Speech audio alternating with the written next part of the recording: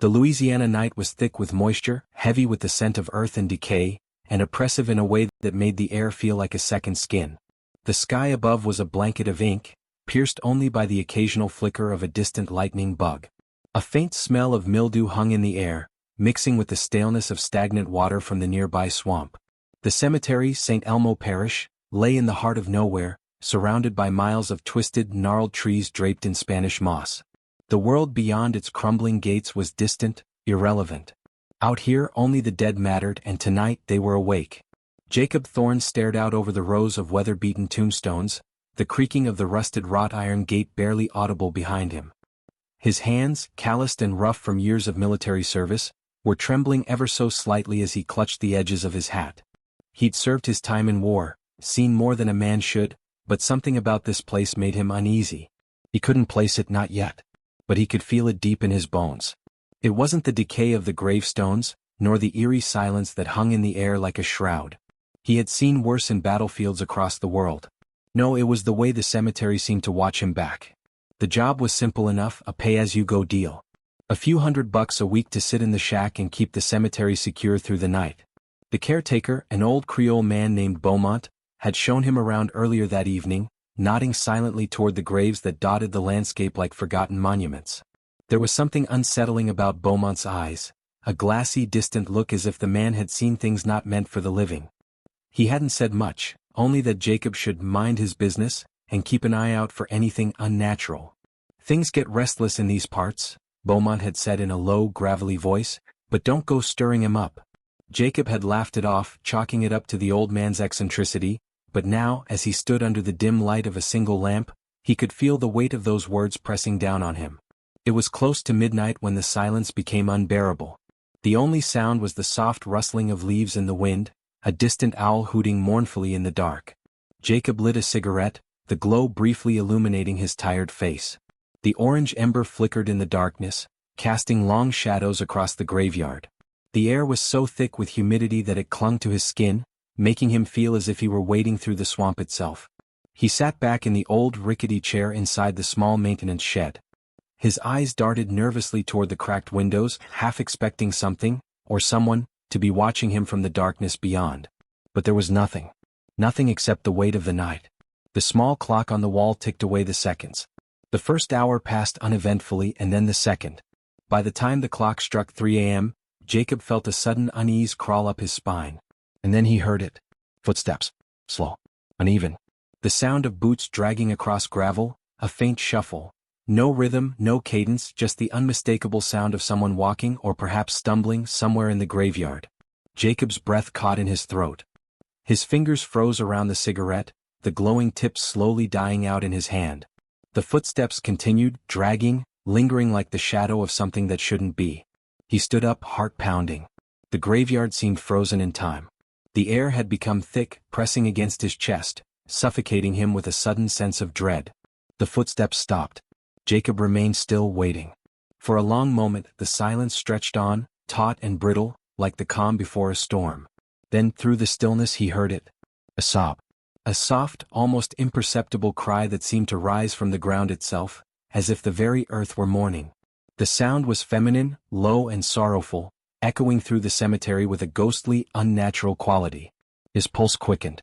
He stepped toward the door of the shed, squinting into the darkness, trying to make out the source of the sound. There was nothing visible.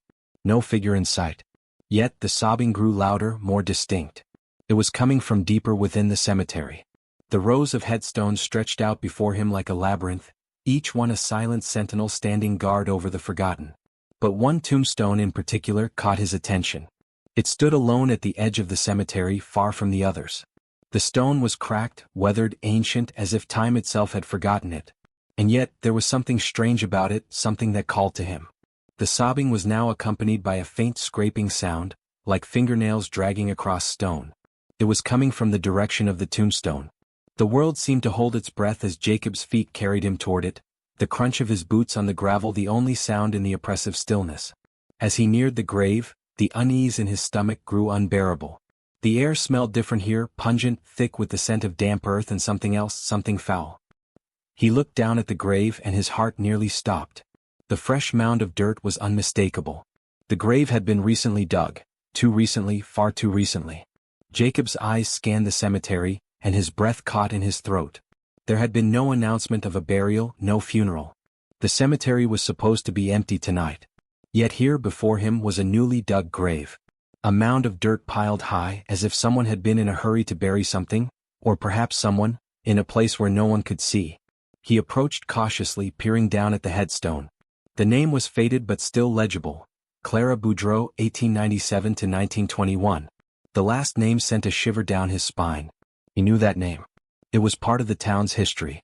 Clara Boudreau had been a local legend, a young woman who had vanished without a trace almost a century ago.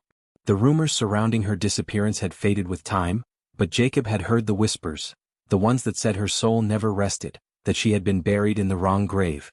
As his hand hovered near the headstone, Jacob felt a strange vibration under his fingertips. The ground beneath him seemed to hum with a quiet energy. The air, already thick with moisture, became suffocatingly hot, as if the very soil was alive, breathing, waiting. Suddenly there was a movement. A shift in the mound of dirt. Jacob stumbled backward, his heart hammering in his chest. The ground near the edge of the grave trembled slightly, and before he could react, a cold, clammy hand shot up from the earth. It was pale, withered, and covered in dirt.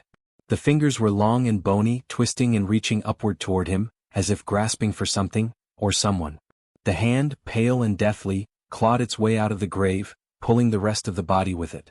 And then Jacob saw her. Clara Boudreau. Her face was gaunt, her eyes wide and empty, pupils dilated. She was covered in dirt and tattered remnants of old clothing, her once beautiful features now twisted in an expression of agony.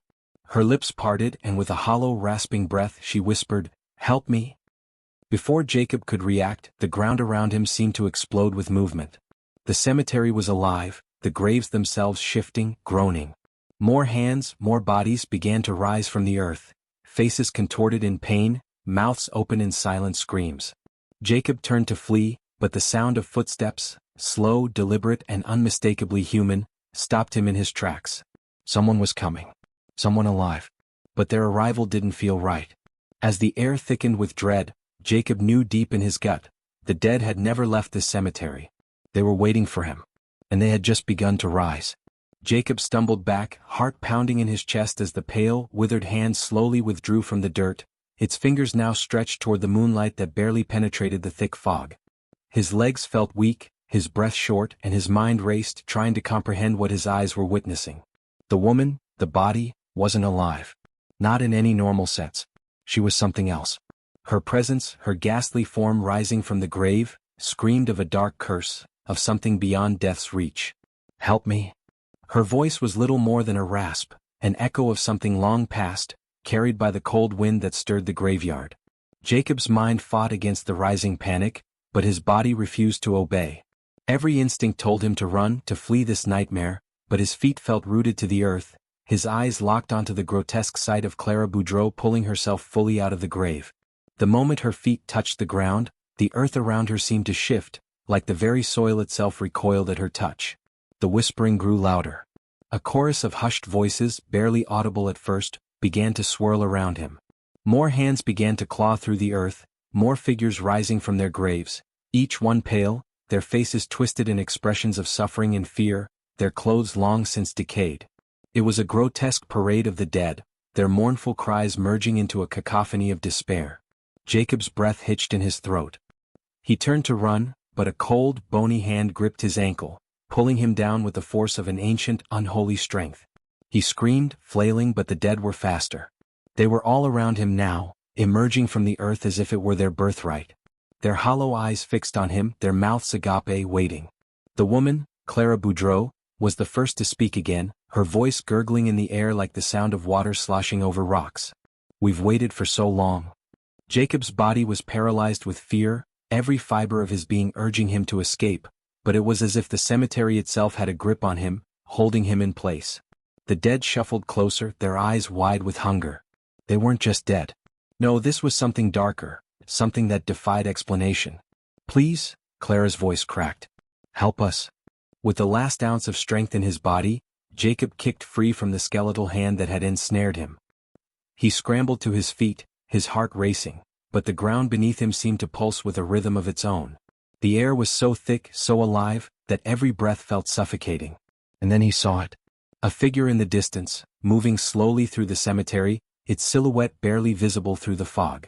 The figure was tall, imposing, its presence darker than the shadows themselves. A man? Or something else entirely? Jacob's instincts screamed that it wasn't a man. Whatever it was wrong. The dead had stopped their advance, all of them suddenly turning toward the figure. A soft hum rose from the graves, a whisper of something ancient and forbidden. Clara's eyes darted to the shadow and she gasped. No, she breathed. Not him. Jacob could feel his blood turn to ice as the figure stepped forward into the faint light. The moon caught his features, revealing a face that was not fully human. His eyes were dark pools of shadow, his skin pale, stretched too tight over bone, and his mouth twisted in an almost sadistic grin. He moved with purpose, his long coat trailing behind him like a cloak of darkness. It was as if the very air recoiled in his presence. Ah, Jacob Thorne. The figure's voice was smooth like velvet wrapped around something cold and sharp. It cut through the air like a blade. I've been waiting for you. Jacob froze, every instinct screaming to run, to flee from this thing that was beyond death, beyond everything he understood. But his legs wouldn't move.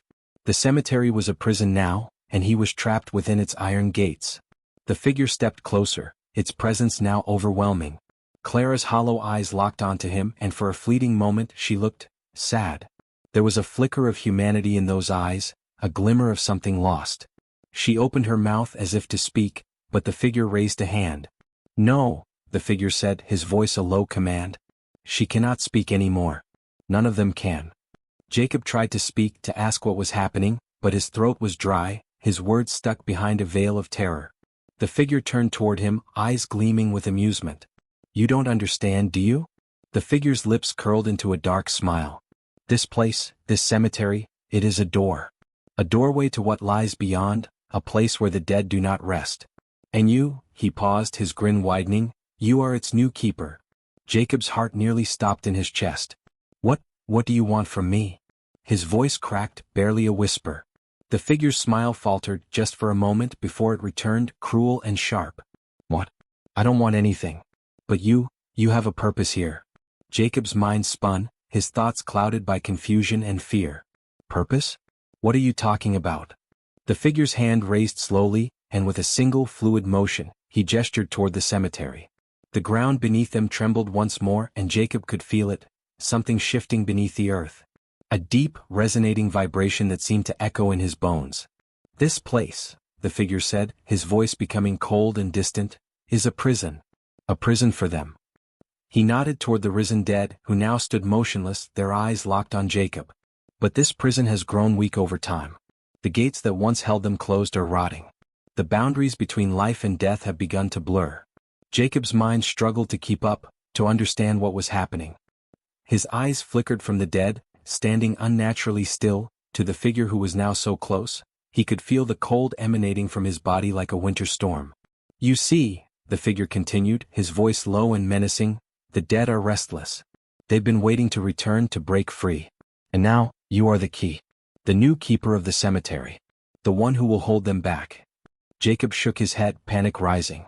No, this can't be happening. I'm just a watchman. I'm just here to... You're here to contain them, the figure interrupted, his voice like ice, or you'll join them. Before Jacob could react, the ground beneath him cracked open. The dead, no longer silent, began to stir. Their eyes glowed faintly, their bodies moving in jerky, unnatural motions as they began to advance toward him. Their hunger was palpable, their twisted faces contorted in silent screams. The figure stepped back as if enjoying the terror spreading across Jacob's face. You have a choice, Jacob Thorne, the figure said, his voice chillingly calm. You can embrace your role as the keeper. Or you can join them in the earth and become one of them. The choice is yours. Jacob backed away, his breath quickening. The cemetery had become a hellish nightmare. The dead were rising, and the figure before him, this thing, was the puppet master pulling the strings. There was no escape, no salvation. Not anymore. The dead were waiting. And so was the keeper. Jacob didn't know how much time had passed since the figure, the thing, had left him with that chilling choice. The dead continued to stand motionless around him, their hollow eyes fixed on him, their bodies unnaturally still, like puppets waiting for the strings to be pulled. His heart pounded in his chest, each beat reverberating through his skull, his ears ringing with the sound of his own breath. The figure, the being that seemed to radiate darkness, had stepped back, as if content with the chaos it had set into motion. He watched Jacob, no longer with a mocking smile but with a cold, clinical detachment, as though Jacob were nothing more than a tool, a necessary piece in a game far larger than anything he could comprehend. The figure's eyes glinted with something ancient and malignant, something that made Jacob's skin crawl. You said I have a choice?" Jacob's voice was hoarse, his throat dry as sandpaper. The air around him felt thick as though every breath was weighted with some unseen force. "What do you mean? What do you want from me?" The figure cocked its head, the eerie smile returning, twisted and cruel. "You misunderstand, Jacob. It's not about what I want. It's about what they need." The figure's hand swept toward the graveyard, gesturing at the sea of risen dead that now filled the clearing, their faces gaunt, their eyes unblinking. "These souls, trapped, restless, are bound to this place. The cemetery is the only thing keeping them from spilling into the world of the living, from consuming it. They are hungry." Jacob's legs threatened to give way beneath him as he processed the figure's words. The gravity of what he was hearing hit him like a truck. Hungry? What did that mean? For a fleeting moment, Jacob wished it were all just a dream, a sick nightmare from which he would wake up in his dusty old cot at the cemetery watchman's office. But the cold wind biting at his skin, the relentless, damp fog swirling around his feet, and the dead, standing ever still, told him otherwise. "They need a keeper, Jacob," the figure continued, his voice low and dark. "The one who holds the gate. The one who keeps the dead from escaping their prison." Jacob's heart thudded painfully in his chest as he backed away. "You're saying I'm supposed to stop them from leaving?" His mind raced, trying to piece together the truth of what the figure was saying. But I don't know how. I'm just a night watchman. I don't have the power." "You do now," the figure interrupted smoothly. "The cemetery has chosen you. It has called you. You are bound to it now whether you like it or not. You are the keeper, Jacob. You will keep the dead where they belong. You will hold the boundary between this world and the next."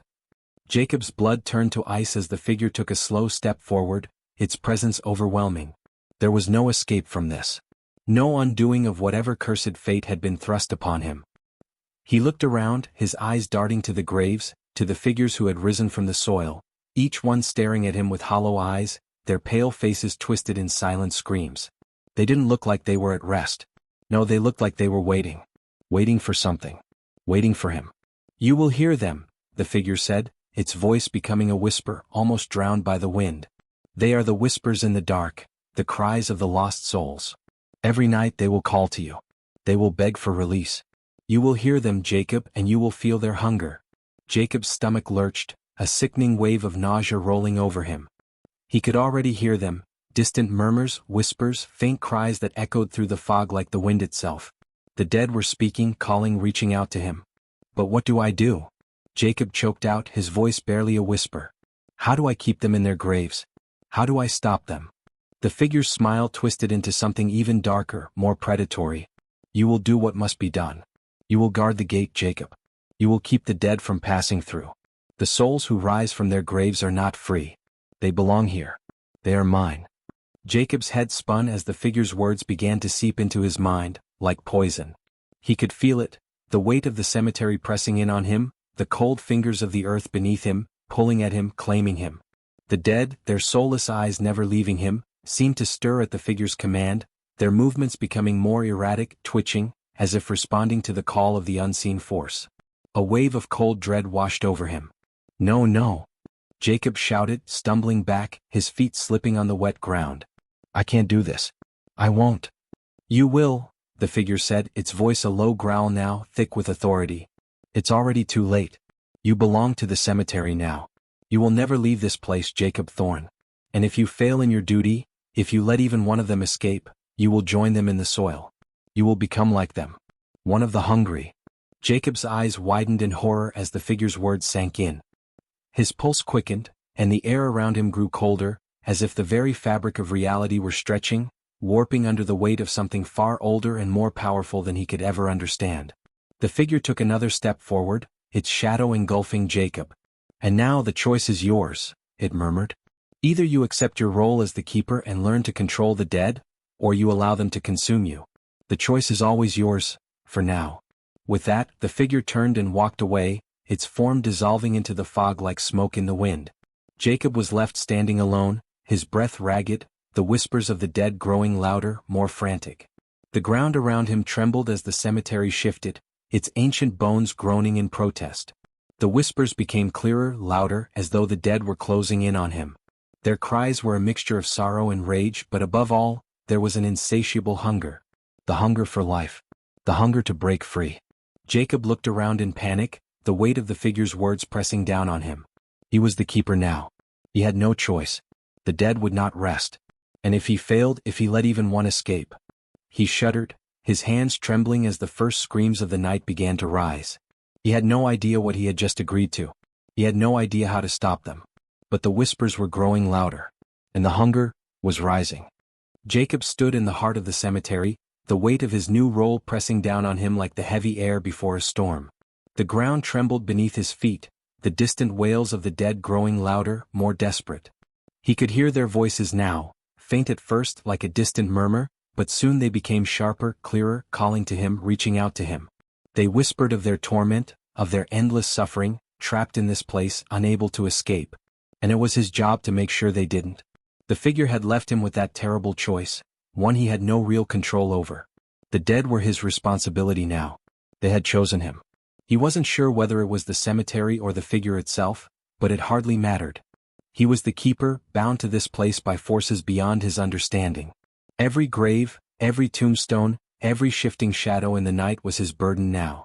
Jacob's breath came in shallow gasps as he took his first steps toward the center of the cemetery, his boots sinking slightly into the soft earth with each movement.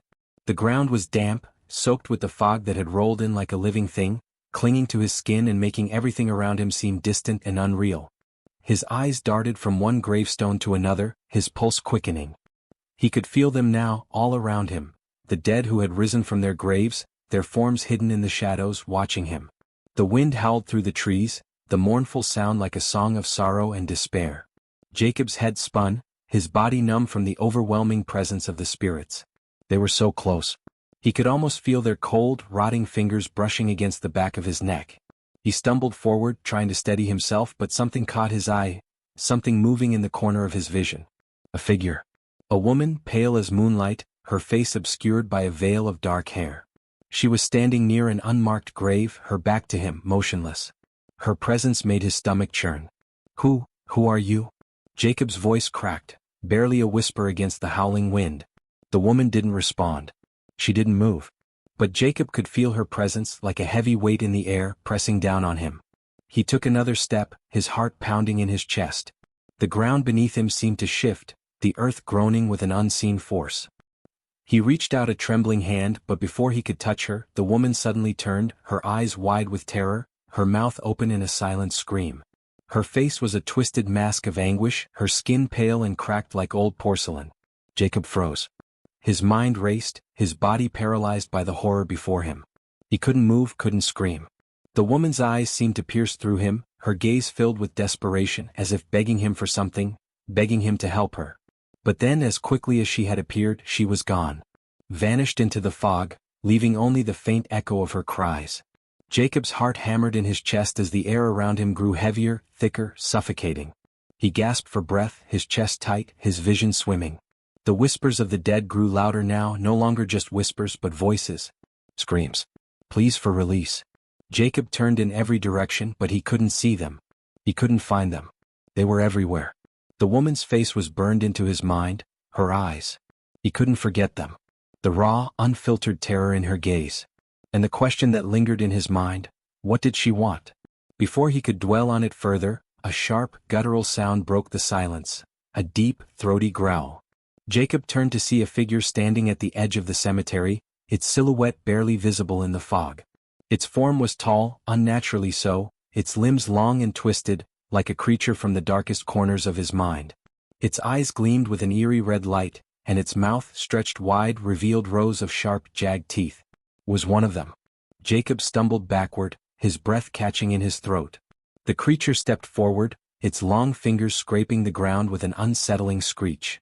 The dead had come for him, and they would not be denied. No, Jacob gasped, taking another step back. I can't. I won't. The creature let out a low, guttural laugh, its voice a rasping whisper that sent chills down Jacob's spine. You can't escape, Jacob. You've made your choice. You've accepted your fate. Jacob felt his blood run cold. The voice, no, the sound, was like nothing he had ever heard before. It wasn't human. It was something far older, something otherworldly. And it was coming for him. With a final, terrible screech, the creature lunged forward. Jacob barely had time to react before the thing was upon him, its claws slashing through the air. He ducked, narrowly avoiding the deadly strike, but the creature was fast, too fast. It caught him by the arm, its grip like iron, dragging him toward the graveyard. Jacob fought, his free hands scrambling for anything, any weapon, any tool to defend himself, but there was nothing. His heart raced as the creature's claws dug into his skin, tearing through his jacket, through the flesh beneath. Let go of me, Jacob shouted, his voice breaking. Please, please. The creature's laugh echoed through the graveyard, harsh and mocking. You don't understand, do you? You're the keeper. You don't get to run. You don't get to leave. Jacob's vision blurred with pain. He could feel the life draining from him, the cold creeping into his bones. The creature's grip tightened, pulling him toward the shadows, toward the graves. He could hear the whispers growing louder now, more urgent, more insistent. The dead were closing in. With a final, desperate effort, Jacob managed to wrench himself free, stumbling backward, his heart pounding in his chest. He fell to the ground, gasping for breath, his body trembling. The creature growled in frustration, but it didn't follow him. Instead, it stood there, watching him with those blood-red eyes, its face twisted in an expression of pure malice. You are the keeper, Jacob, it said, its voice low and mocking. And your job is never done. The dead will always come for you. Jacob scrambled to his feet, his breath ragged, his mind racing. He had to get out of here. He had to find a way to break this curse. But the dead were everywhere, they were waiting. And they wouldn't stop until he had fulfilled his role. He had no choice. He was bound to this place now. There was no escape. Only the hunger. And the whispers. Always the whispers. Jacob's mind spun in a haze of fear and disbelief. He could still feel the creature's claws, still hear its malicious laughter echoing in the depths of his mind. The coldness in his bones, the unshakable weight of his role as the keeper, it all clung to him like a shroud, suffocating him in its relentless grasp. He was trapped, bound to this cursed cemetery. There was no running, no escape. The fog swirled around him, thick and oppressive, wrapping the cemetery in a blanket of darkness. It felt as if the very air itself was pressing in on him, squeezing the life from his lungs. Jacob stumbled through the graveyard, disoriented, every step heavy with dread. The wind howled through the trees, carrying with it whispers, tantalizing, maddening whispers, that seemed to call his name. Jacob. Jacob. He clenched his fists, trying to block out the voices, but it was impossible. The dead were here. They were everywhere, their presence a constant pressure against his soul. He could feel them watching him, their hollow eyes following his every move. And that creature, the thing, it was still lurking in the shadows, waiting, always waiting for him to fail. He had to find a way out. He had to break free from this nightmare. But as Jacob's mind raced, a new sensation began to creep over him. It was subtle at first, a shiver running down his spine, a cold touch against his neck, but it grew stronger, more insistent. He turned sharply, his heart skipping a beat as he looked behind him. There, standing in the distance, was a figure. A man, or what appeared to be a man, dressed in tattered clothes, his face obscured by a hood. He stood perfectly still, watching Jacob with an unreadable expression. Jacob's instinct screamed at him to run, but his legs refused to obey. He couldn't look away from the figure, the sense of dread growing deeper, more oppressive with each passing second. The whispers had died down, replaced by an overwhelming silence that pressed in on him from all sides. Even the wind seemed to hold its breath. "Who are you?" Jacob asked, his voice shaky. He wasn't sure why he bothered to ask. He already knew in the pit of his stomach that this figure was part of the horror he couldn't escape. The figure took a step forward, its movements unnervingly slow, deliberate. The mist seemed to part around him as if the world itself was bending to his will. "I am the one who watches," the figure said, his voice low and rasping as if it came from deep beneath the earth. "I am the one who has been here long before you. And I will remain long after you are gone." Jacob's blood ran cold. The words felt like a warning, a grim promise of what awaited him if he failed. But what was he supposed to do? How could he escape something like this? I don't understand, Jacob stammered, his mind racing for answers. I was just hired to watch over the cemetery. I don't know what's happening. The figure raised a hand and suddenly the ground beneath Jacob's feet began to tremble. It started slowly at first, a low vibration that grew in intensity with each passing second. The earth seemed to groan, like a living thing awakening from a long slumber. Jacob staggered back, his heart hammering in his chest as the figure stepped closer, his face still hidden in the hood's shadow. You were chosen, Jacob, the figure said, his voice growing colder. The cemetery is not just a resting place for the dead. It is a gateway. A portal. And you are its keeper now. The words sent a jolt of terror through Jacob's veins. A gateway. A portal? What kind of madness was this? Before Jacob could respond, the earth beneath him cracked open with a deafening roar. He gasped, stumbling backward, his hands reaching out for something, anything, to steady himself. But there was nothing. The ground split wide open, revealing a vast, yawning chasm that stretched down into the blackness below.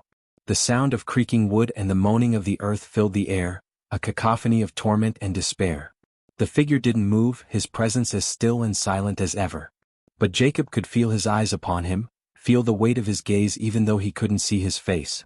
And then, something even more horrifying happened. From the depths of the chasm there came a sound. A distant, mournful cry followed by another and then another.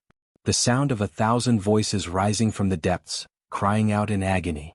Jacob felt his heart freeze in his chest. The voices, they were the dead. They were trapped beneath the earth, beneath the cemetery, waiting for something, or someone, to release them. No, Jacob whispered, his voice trembling with fear. No, I can't. The figure raised his hand again and the chasm widened, the blackness below swirling with shadows and whispers. It was as though the entire cemetery was being pulled into the void, consumed by the darkness that reached up from below.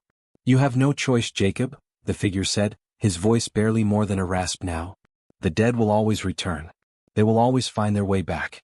And you will always be their keeper. Jacob's vision blurred, his head spinning as the ground continued to tremble beneath him. The cries of the dead grew louder, more desperate, until it felt as if they were screaming directly into his mind. His body trembled with fear, his legs threatening to give way beneath him. He had to get out. He had to escape this madness.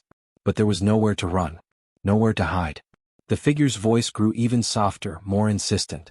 There is only one way to stop them, Jacob.